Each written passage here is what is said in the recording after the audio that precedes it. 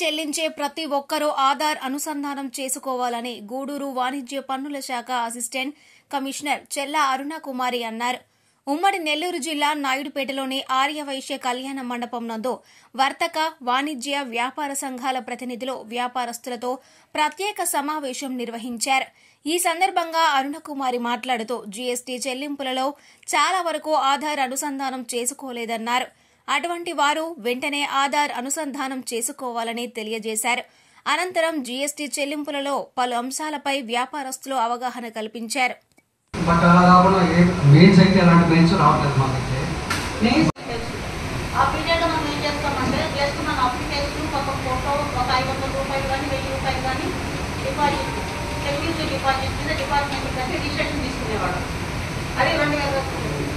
ఆ టైంలో ఏపీజెస్సీ యాక్ట్లో మనకి ఎటువంటి బ్యాంక్ అకౌంట్ కానీ మన ఫాన్ నెంబర్ కానీ ఎటువంటి డీటెయిల్స్ సబ్మిట్ చేస్తాము.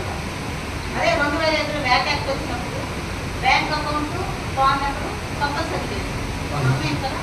ఇప్పుడు కొత్తగా జీఎస్టీ వచ్చినప్పుడు ఏం జరిగిందంటే 2017లో కొత్తగా రిజిస్ట్రేషన్ తీసుకున్న వాళ్ళకందరికీ కూడా ఆధార్ కార్డు పెట్టినారు.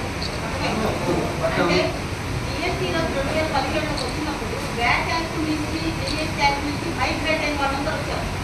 వాళ్ళ ఎవరి యొక్క ఆధార్ కార్డు అప్డేట్ అవ్వాలి. ఓకేనా?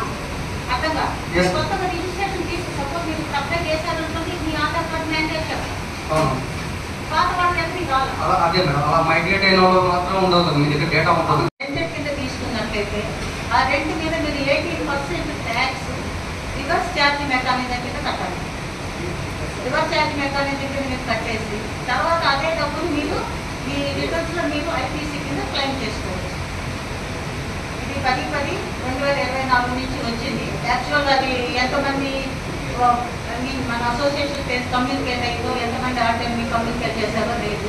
కానీ ఇంపార్టెంట్ ఏంటంటే ఆర్టికల్ మీ 3 రిటర్న్ మీరు చూపించి దానికి 18% ట్యాక్స్ కట్టి దాని కిందనే అదే రిటర్న్ మీరు క్లెయిమ్ చేసుకోవచ్చు. కొత్తగా వచ్చిన కాలం అనమాట, కొత్తగా వచ్చిన అమెండ్మెంట్.